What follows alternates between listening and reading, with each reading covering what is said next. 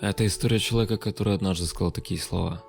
Эй, я не учитель, но я хочу мотивировать молодых ребят, я хочу направлять молодых ребят в позитивную сторону, чтобы они разделили со мной эту энергию, мой манифест. Ваше уважение к себе – вот что важно. У вас не может быть хорошей жизни или уважения окружающих, если вы в первую очередь не уважаете себя. Пожалуйста, убедитесь, что вы здоровы в своем разуме, заботливо идете на компромисс с теми, кого любите, оставаясь верными им. Если вы любите кого-то, то вы должны быть преданы ему, если нет, то не давайте ложных надежд. Вам не обязательно быть художником, исполнителем, режиссером или продюсером. Ваше искусство может быть в ваших эмоциях, ваше искусство может быть в вашем разуме. Вы можете быть врачом, и это может быть искусством. Даже отношения и дружба может быть видом искусства. По правде, я хочу влиять на людей. Я хочу устанавливать эмоциональную связь с людьми, потому что у меня не было этой связи с моей матерью.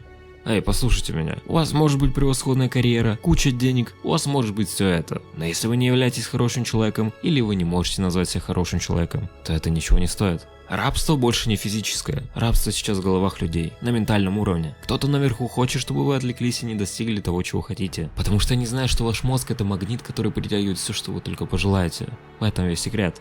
Эй, я люблю и ценю вас всех, и я верю в вас всех. Не позволяйте вашей депрессии управлять вами. Не позволяйте телу определять вашу душу. Позвольте вашей душе определять ваше тело. Если хочешь быть благословленным, благослови других. Я понимаю многие вещи, я понимаю, как люди чувствуют себя, и я знаю, каково это быть одиноким. Я понимаю, каково это быть окруженным людьми, и все равно чувствовать себя одиноким. Меня окружают миллионы людей, но мне все равно одиноко. Я могу гулять с друзьями, которых люблю, но иногда даже с ними мне бывает одиноко. Пожалуйста, не прячьте свои эмоции, не притворяйтесь, что вам хорошо, когда это не так. Не говорите, что вы счастливы, когда на самом деле грустите. Это приведет вас только к мучениям. Мы все боремся в битвах, о которых другие не знают.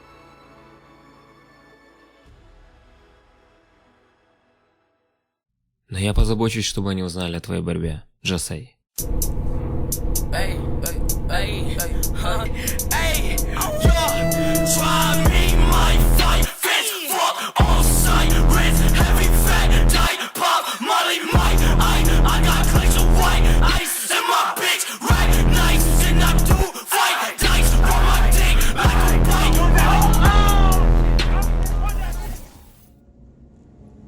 Его история началась в городе Планштейн, округ Броуард, штат Флорида. Вырос он в Помпано-Бич, и с самого начала жизнь преподала ему урок, ибо место, где он жил, диктовало ему один закон: либо ты, либо тебя. С рождения он был окружен насилием, убийствами, грабежами и кричащей красно-голубой сиреной проблесковых маячков полиции, звук которой стал для него просто колыбельной. Жесткое место. Не самое жесткое из возможных, но растить ребенка в таком месте было серьезным испытанием. Ибо, как говорил один классик, где-то у тебя всего 6 путей, по которым ты можешь идти. Путь первый – ты занимаешься рэпом. И если ты стреляешь, то ты подписываешь самый дорогой контракт с лейблом и перевозишь свою задницу и семью из худа. Второй путь – ты стараешься подписать контракт с каким-то колледжем, чтобы играть в их баскетбольной команде и получать спортивную стипендию. А потом, при огромном таланте, упорстве и удаче, уйти в ассоциацию. Третий путь – ты вступаешь в бравые ряды пехоты вооруженных сил США и несешь демократию в страны третьего мира. И последние 3 пункта – банда, дилерство наркотой или смерть. Выходцы из гетто, которые сумели получить хорошее образование и заимели приличную работу, типа адвокатом, менеджером или финансистом, это то же самое, что и амурский тигр. Редкость. Родился наш герой 23 января 1998 года. Джасей Дуэйн Рикардо Анфрой родился крепким, милым, добродушным мальчишкой с большими глазами и очень интересной внешностью, ведь в его крови намешано очень много национальностей. Его мать американка, отец ямаец, а также он имеет итальянские, индийские, немецкие и египетские корни. Как и большинство детей в таких районах, он не имел отца. Ну как, он был жив, но не жил с ними. У матери при этом не было денег, поэтому он жил у бабушки, пока мама пыталась заработать на жизнь. Как вы понимаете, такая комбинация непривилегированных условий непременно должна была перерасти в то, что он попал в государственную программу по надзору и контролю за проблемными подростками. Этому повлияли и частые драки, а также то, что он пырнул мужика, который оскорблял и пристал к его матери в возрасте 6 лет. Бабушка Джасей имеет огромную роль в становлении ее внука, как творческого человека. Несмотря на все невзгоды и конфликты, она любила его. И именно она отдала его в церковный хор, из которого выперли из-за драк. Вскоре его выгнали из школы из-за этой же причины. К слову, он так и не получил диплома среднего образования из-за того, что был вынужден бросить школу в 10 классе из-за тюрьмы. Но об этом позже. Когда Джасею было 12, его мать Клеопатра отдала его в шериданский дом. Это было что-то а-ля христианского интерната для подростков, в котором он учился, жил и все еще дрался со всеми, кем можно. Казалось бы, бы. Вроде бы это место должно было наделить Энфро недостающим манерам и сдержанности. Все-таки это христианский интернат. Но там он слушал тяжелый рок, рэп, со всеми дрался, и из позитивного там было только то, что он пытался там научиться играть на гитаре и пианино. И именно там он понял свою главную страсть. Нет, не криминал, музыка.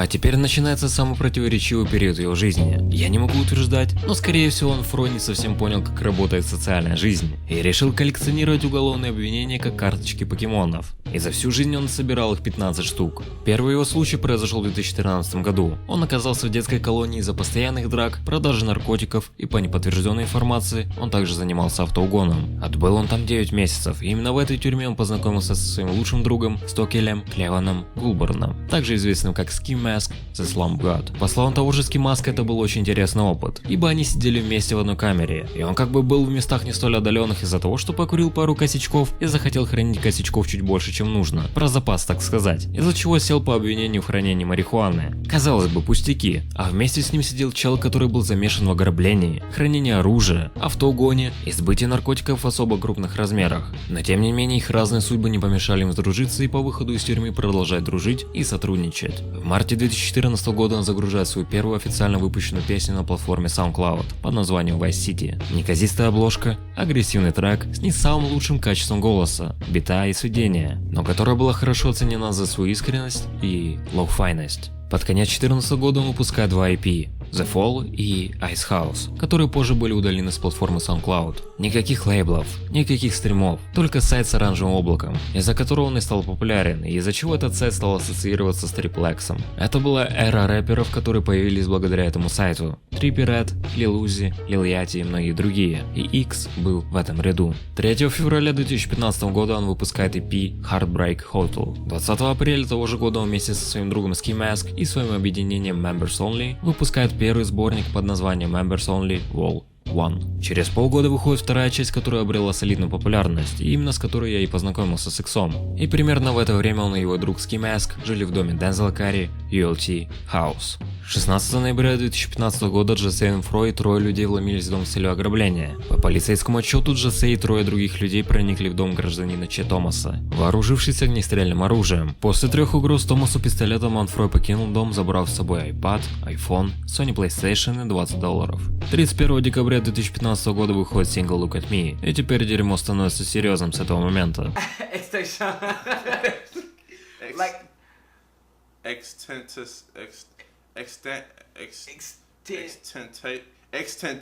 Extentation. Hell no. What? Hey, all I bitch do is your mess. Hey, can't keep my dick in my pants. Hey, my bitch don't love me no more. Hey. Oh, nigga. This nigga said I can't keep my dick in my pants. That little bitch got a throat. Fuck. I'm like a rock, I'm misfit. My humor bitch like a wrist slit. Got like 3 bitches or more. Man, stop you, man, bitches for. Hey, don't want your pussy, just one. Hey. 29 января 2016 года Look at Me был выпущен официально на всех стриминговых площадках. 24 апреля он дает легендарное интервью в подкасте No Jumper, где Джесей вместе со Ski Mask'ом рассказывает о своем криминальном прошлом и о времени, проведенном в тюрьме для несовершеннолетних. И все это во всех жестких подробностях, включая избиение сокамерника. В середине мая того года Джесей Энфро и Женева, его бывшая девушка, впервые встретились и между ними образовалась связь. В июле они вместе переехали в Орландо. Примерно в это время со стороны Икса было совершено 2 акта домашнего насилия. Первый акт его девушка описывала в суде как угрозу со стороны Джесея засунуть ей во влагалище вилку для барбекю. Второй акт был совершен позже, примерно в середине июля, когда XXXTentacion якобы пнул, ударил кулаком, затем схватил, кинул на землю и нанес несколько ударов ногой, и причиной того стало то, что она слушала другого исполнителя, который на то время конфликтовал с Иксом, и по ее словам он также угрожал ей вырезать язык. 9 августа к нему вернулся бумеранг полугодичной давности, и он был арестован по обвинению в вооруженном ограблении, вторжении на частную собственность и избиении избиение с отягощающими последствиями. 16 сентября он признал свою вину и был освобожден из тюрьмы и направлен под домашний арест. Вскоре после этого он нападает на свою девушку из-за того, что он узнает, что во время его отсутствия она переспала с несколькими мужчинами, с одним из них из-за наркотиков. В конце сентября Икс переезжает вместе со своей девушкой в Свитвотер, штат Флорида, где и произошел самый серьезный инцидент домашнего насилия, о котором вы все знаете. В начале октября уже бывшая девушка Икса узнает, что она беременна. После этого в течение 2 дней в их квартире происходит настоящий ад, ибо скорее всего ребенок был явно не от него. Джосей угрожал убить ее и ее ребенка. Женя пыталась вырваться, но он ей не позволил это сделать, по причине того, что раны на ее лице должны зажить, прежде чем она выйдет на улицу. Джосей и его друзья перевозят ее в другую квартиру, где оставляют ее в спальне и конфисковывают телефон. Там она была 2 дня, но 8 октября она смогла сбежать и позже связаться с полицией. Ее побег — это отдельная история и довольно-таки забавная. Ведь ее побег получился из-за того, что Икс не заметил, как она открыла дверь. Ведь он играл в Майнкрафт. Того же дня Анфрой был арестован в обвинении избиения беременной женщины с отягощающими последствиями, бытовом насилии, похищении, насильственном удержании и фальсификации свидетелей. Он не признал себя виновным, и по факту он мог пока что гулять денек-другой из-за недостатка улик. Конечно, они все равно нашлись бы, когда сняли побои, провели экспертизу, проверили пальчики, но его все равно задержали из-за нарушения соглашения домашнего ареста. Судебный процесс по этому делу был назначен на 1 мая, но по ряду переносов он был переставлен на 11 декабря 2016 года. В течение следующих месяцев заключения Джосей Анфрой обретает немалую поддержку и популярность в интернете. Его хит Look at Me попал в Billboard Hot 100, а A$ап Rocky репостнул в инстаграме и записал историю, где поет Look at Me. Затем Дрейк выпускает свой альбом More Life, на котором был трек KMT, и хоть Дрейк это отрицал, но бай там очевиден. Флоу, бит и наполнение были невероятно похожи с Look at Me. Если вы мне не верите, то просто сравните.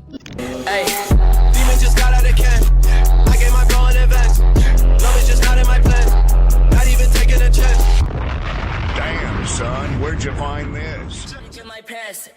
My life is you is your mess. Ay, can't keep my dick in my pants. My bitch don't love me no more. Ay, she kick me out on life, bro. Studio right in my yacht. Well, that shit straight to the booth. How long I been on the street? She said one fuck, bitch, I do. Okay. I give her this, she a man. Ay, she put her 10 on my dick.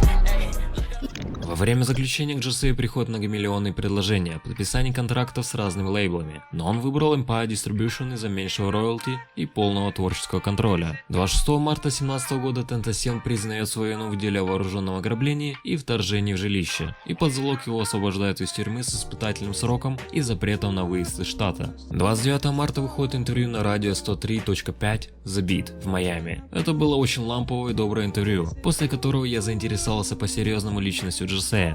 Пока его хит был в 30-ке Billboard Hot 100, Джосей выпускает микстейп Revenge, который был выпущен через лейбл Empire Distribution. Это был прорывной микстейп. В него входили уже ранее выпущенные Look at Me, а также новые I Don't Wanna Do This Anymore, Looking for a Star, Valentine, King, Slipknot, Young Brats и Reproach. Позже этот микстейп достиг 44-й строчки в чарте Billboard 200. 7 июля XXXTentacion был отправлен в нокаут прямым и четким ударом на бегу во время своего концерта в Сан-Диего.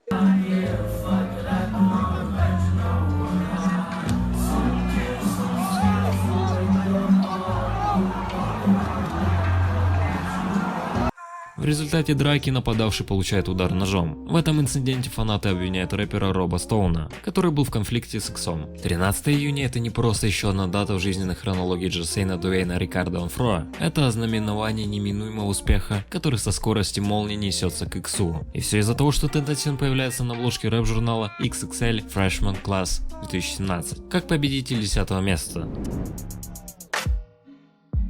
My name is XXXTentacion, and I am a 2017 XXL freshman.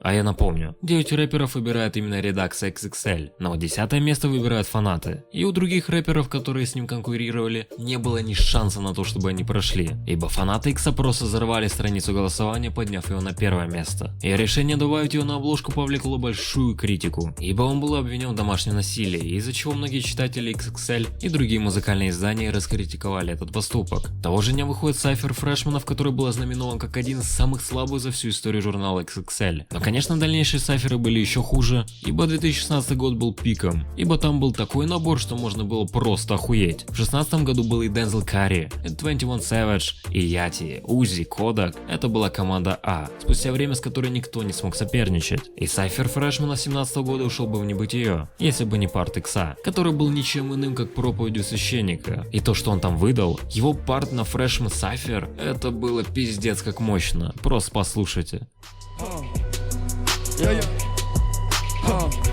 And if the world ever has an apocalypse, I will kill all of you fuckers. Fear will be plentiful, death will be bountiful. I will spare none of you peasants. Fuck your religion, your pastor fuck kids and got sent to a prison in PC. I seen the devil, he's in you and me, you need saving and listen to this, see. Follow him home, cut the right corner so nobody sees you. Turn off your phone, leave it at home so nobody can trace you. Mask your expressions, appear to be calm, they won't read your intentions. As soon as you're in, let them all know who they're all in the presence of. I am a murderer, I am a demon, the son of a serpent. What is your faith? What is your worth? Have you felt acknowledged it? If I kill you now, will you go to heaven or hell you believe in? Death is approaching you. 30 seconds to think before lying in blood sea.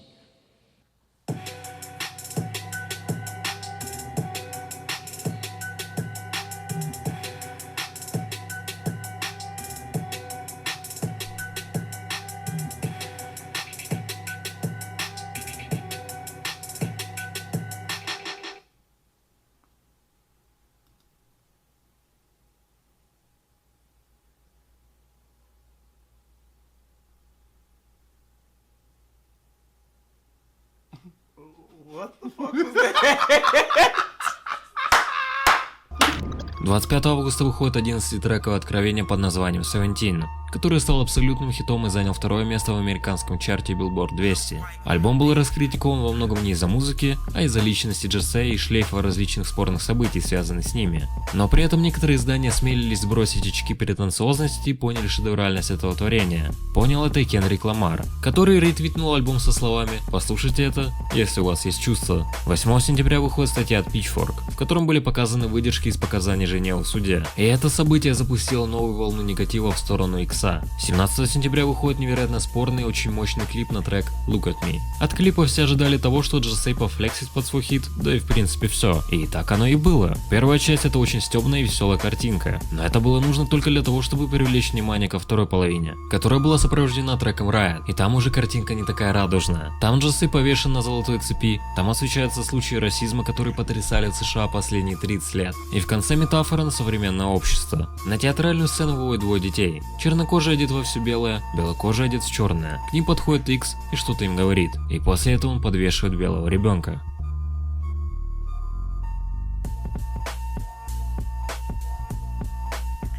Затем все прерывается, и в центре сцены сам Тентасион, который зачитывает манифест о недопустимости расизма, но при этом, в отличие от движения Black Lives Matter, шествия которого зачастую сопровождались массовыми погромами, он также говорит о недопустимости мысли, что какая-то раса права, а какая-то нет. В своем манифесте он также говорит, что не существует высшей расы, и не может быть такого, что только один должен быть у руля. Он говорит о важности понимания и необходимости диалога между людьми, вне зависимости от того, какая у них цвета кожи. И после просмотра клипа у многих может возникнуть диссонанс, ибо заключительная идея очень сильно контрастирует со сценой повешения и первой частью клипа. Но это все было сделано для привлечения внимания. Скорее всего, Джессе понимал, какую реакцию он может вызвать, и он захотел аккумулировать хейт и привлечь внимание к важным идеям с помощью таких радикальных методов.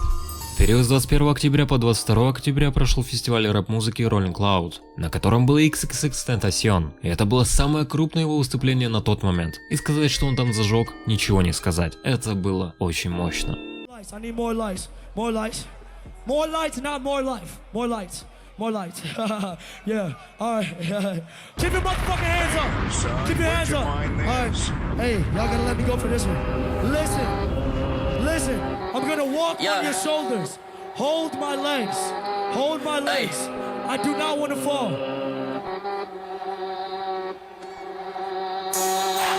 Sorry. Hey.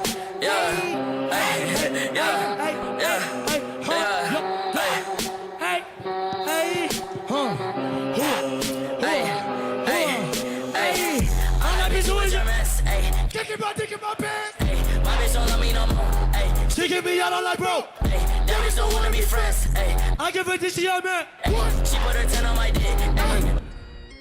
27 октября он в своей истории в инстаграме пишет, что прекращает с написанием музыки, но потом добавил, что он вернется к музыке, если Ski Mask The Slum God снова станет его другом. А до этого у них были противоречия и небольшие конфликты. Сам Ski сказал, что хочет дистанцироваться от Jose из-за того, что он боялся получить ярлык Back MC X, или же ярлык это же тот чел, который фитовал с Иксом и больше ничем не запомнился. Поэтому он хотел максимально отдалиться от этого. А еще он говорил, что Икс хочет принести его жертву дьяволу. Но я не совсем понял эту реплику от него. Но тем не менее Ski Mask любил Тентасиона, как своего брата. Но ему нужно было время, чтобы обмозговать все это и понять свою роль в этом мире.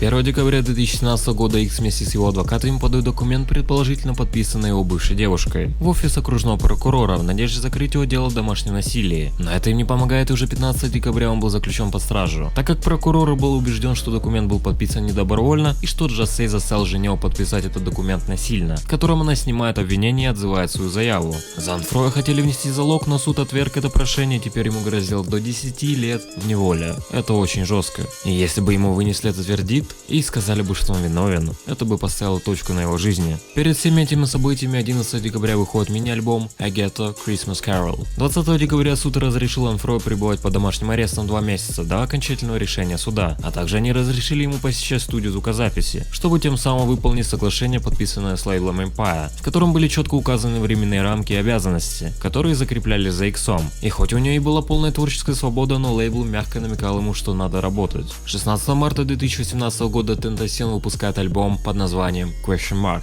или вопросительный знак, который взорвал буквально все и дебютировал номер 1 по продажам в чартах Billboard 100. 10 мая стриминговая площадка Spotify удаляет всю музыку Джосей из-за его противоречивой личности и его прошлого, в котором он был замешан в домашнем насилии. На что Икс отвечает следующее: у вас на платформе минимум 10 исполнителей, которые появляются на главной, и они также замешаны в домашнем насилии. Вопрос такой: будут ли они удалены так же, как и я? И поняв свою ошибку, 1 июня Spotify восстанавливает всю музыку Джосея и извиняется перед ним. С 11 мая по 13 Икс снова выступает на фестивале Rolling Loud, где он снова соединился со своим другом Ski Mask'ом. И их выступление тогда это было очень круто, ибо восстановилась связь, восстановилась дружба, и они снова зажгли, как зажигали прежде. Investigating the death of rapper XXXTentacion. Now we're seeing the moment slain South Florida rapper XXXTentacion was ambushed. Investigation into his murder continues. Thousands of fans lined up in the scorching heat at the BB&T Center in Sunrise to pay their respects to the fallen rapper.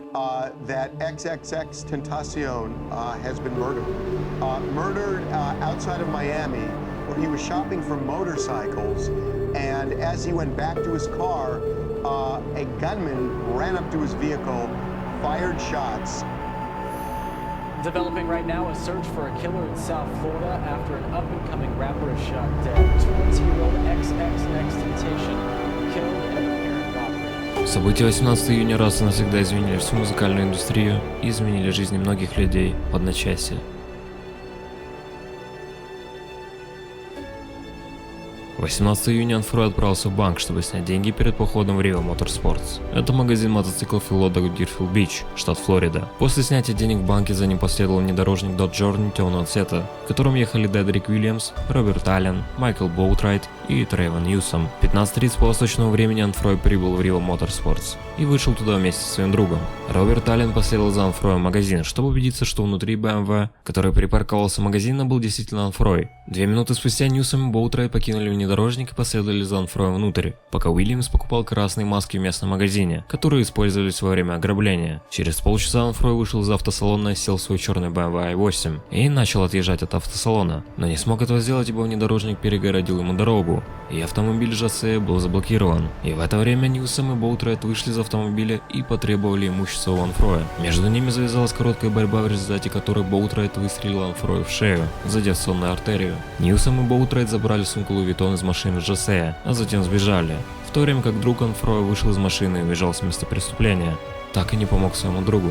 Вскоре после этого Джосея перевезли в больницу, уже в критическом состоянии. Не выходя из комы, он скончался от пулевого ранения в 17:30 по восточному времени, в возрасте 20 лет. 20 июня был арестован Дедрик Уильямс, 27 июня Роберт Аллен, 5 июля Майкл Боутрайт и 7 августа Трейвон Ньюсом. 19 июня на месте убийства собралось около 1000 человек, чтобы почтить его память, а также несколько сотен собралось у дома Джосея. 27 июня в BB&T-центр в Санрайзе, штат Флорида, состоялось общественное прощание с Санфроем, где поклонники смогли отдать дань уважения, а на следующий день состоялись его частные похороны, на которых присутствовали рэперы Lil Uzi Vert, Lil Yachty, Дензел Карри и певица Эрика Баду. Он был похоронен в сером мавзолее в садах мемориального парка Бока-Ратон, штат Флорида, и теперь спит там спокойно и по сей день.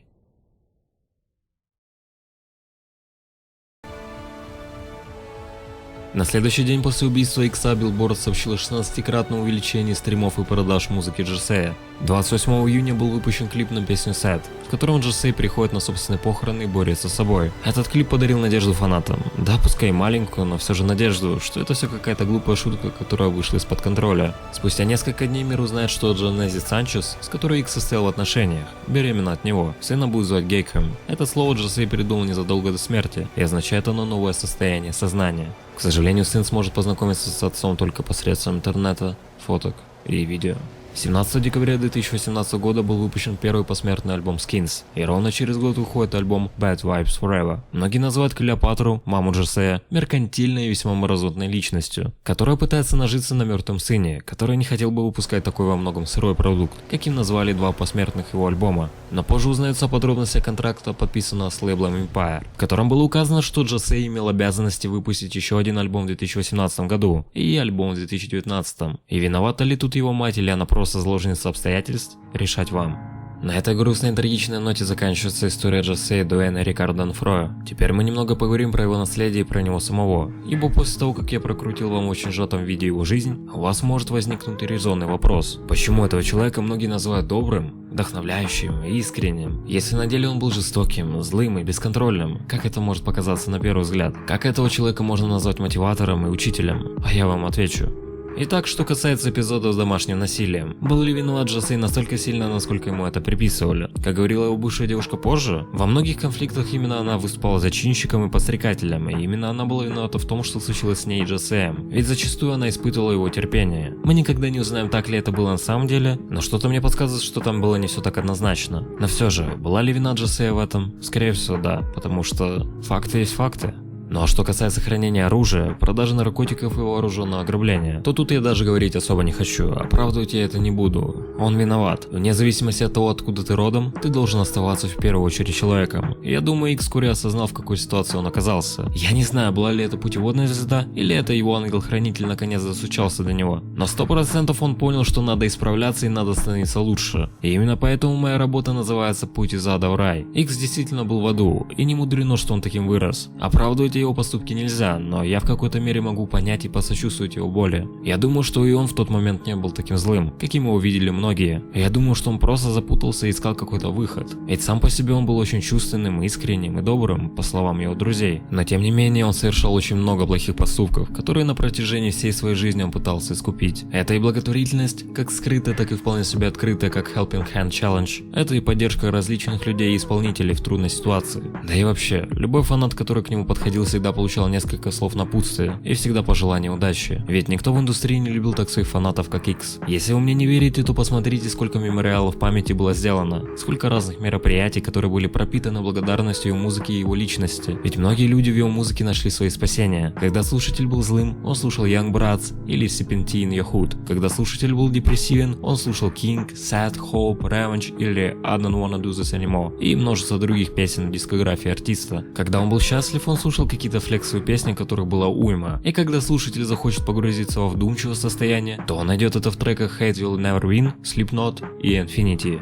И в конечном итоге мы приходим к тому, что музыка Икса была ультимативной поддержкой в куче различных эмоциональных состояний. И она могла помочь вам справиться с чем-то плохим или наоборот, усилить хорошее. В отрыве от музыки его личность кричала нам о том, что надо бороться с депрессией, быть хорошим другом, партнером, сыном, отцом, дочерью, матерью и просто любить свою жизнь, любить своих близких и друзей. На его примере мы можем понять, что все мы делаем ошибки, но слабые сдаются и принимают свою судьбу. Сильные же искупают вину и творят ее сами. Под конец я хочу сказать, что Икс появился в моей жизни в очень интересное время. Во время моего становления как личности, когда я был подростком. И он мне показал очень много важных уроков, и хоть я не знаком с ним лично, хотя я всегда мечтал, но тем не менее у меня как будто был старший брат, который прохавал некоторое количество дерьма и пытается меня отгородить от этого. Он был моим мотиватором, вдохновителем, учителем и просто другом. И на протяжении всей своей жизни я собираюсь нести тот опыт, те уроки и ту энергию, которую он мне передал. И на протяжении всей своей жизни я буду пытаться вдохновлять и мотивировать людей. Таков мой путь. И вот какой для меня этот исполнитель. XXXTentacion. Йоу, ребят, спасибо, что посмотрели этот ролик. Я думаю, он получится очень большой. Я до сих пор не знаю, какой он хронометраж будет занимать, но я точно уверен, что он очень большой. Если вы досмотрели до этого момента, то я вам очень благодарен. Это был большой труд, как и в плане информации, подбора информации и всего такого, так и с моральной точки зрения, потому что, все вы знаете, как я к нему отношусь. Для меня эта личность, она очень важна, поэтому я со всем трепетом относился к этому обзору, видео, как вы хотите это называйте, так и называйте. В общем, спасибо вам за просмотр.